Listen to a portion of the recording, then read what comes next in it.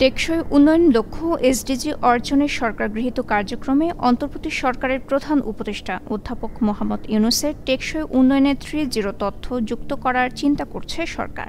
সরকারি ও বেসরকারি উভয় পর্যায়ে এই তত্ত্বের কার্যকর প্রয়োগের মাধ্যমে টেকসই উন্নয়নের অভীষ্ট লক্ষ্য অর্জন করা সহজ হবে বলে মনে করছেন সরকারের নীতি নির্ধারকরা। নবগঠিত নির্বাচন কমিশনের প্রধান নির্বাচন কমিশনার এএমএম নাসির উদ্দিন ও 4 নির্বাচন কমিশনার শপথ নিয়েছেন।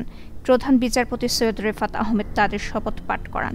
আজ রবিবার দুপুর 1:30টায় সুপ্রিম কোর্টের জাজেস লাউঞ্জে শপথ গ্রহণ অনুষ্ঠান হয়। শপথ শেষে সিএসি এএমএম মোহাম্মদ নাসির উদ্দিন বলেছেন, জাতিকে আমরা একটি অবাধ, সুষ্ঠু ও স্বচ্ছ নির্বাচন উপহার দিতে চাই। সুষ্ঠু নির্বাচনের জন্য যা করা দরকার তাই করব। গুমের প্রমাণ মেলায় 10 দিন আগে প্রাথমিকভাবে চাকরি হারিয়েছেন আইনশৃঙ্খলা রক্ষাকারী বাহিনীর 22 সদস্য, যাদের বিরুদ্ধে প্রাথমিক সত্যতা পেয়েছে গুম কমিশন। গুম কমিশনের প্রাথমিক রিপোর্টে এসব গুম কেন হয়েছে তার বর্ণনা উঠে এসেছে। সেই সঙ্গে আইনশৃঙ্খলা বাহিনীর সদস্যদের মানবাধিকার সংক্রান্ত প্রশিক্ষণের ব্যবস্থা করতে বলা হয়েছে। যুক্তরাষ্ট্রের বাজারে জিএসপি সুবিধা পেতে সরকার কাজ করছে বলে জানিয়েছেন বাণিজ্য উপদেষ্টা শেখ বশির উদ্দিন। আজ রবিবার বাণিজ্য উপদেষ্টার সঙ্গে যুক্তরাষ্ট্রের প্রতিনিধি দলের সাক্ষাৎ শেষে এ কথা জানান তিনি। বাণিজ্য উপদেষ্টা বলেন, শ্রম আইন যুগোপযোগী করা, সব শ্রমিকের ইউনিয়ন করার সুযোগ দেওয়া, ন্যূনতম মজুরি নিশ্চিত এবং কর্মপরিবেশ যথাযথ করা সহ 11 দফা বাস্তবায়ন করার তাগিদ দিয়েছে যুক্তরাষ্ট্র।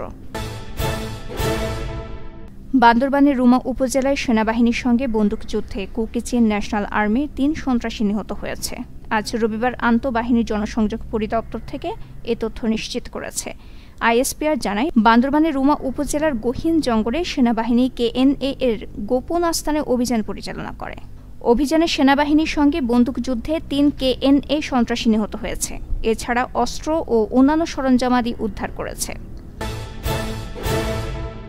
গেল 24 ঘণ্টায় ডেঙ্গু আক্রান্ত হয়ে আরও 11 জনের মৃত্যু হয়েছে, যা চলতি বছর একদিনে এখন পর্যন্ত সর্বোচ্চ মৃত্যু।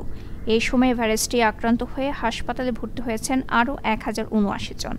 আজ রবিবার স্বাস্থ্য অধিদপ্তরের হেলথ ইমার্জেন্সি অপারেশন সেন্টার ও কন্ট্রোল রুম থেকে পাঠানো এক সংবাদ বিজ্ঞপ্তিতে এ তথ্য জানানো হয়।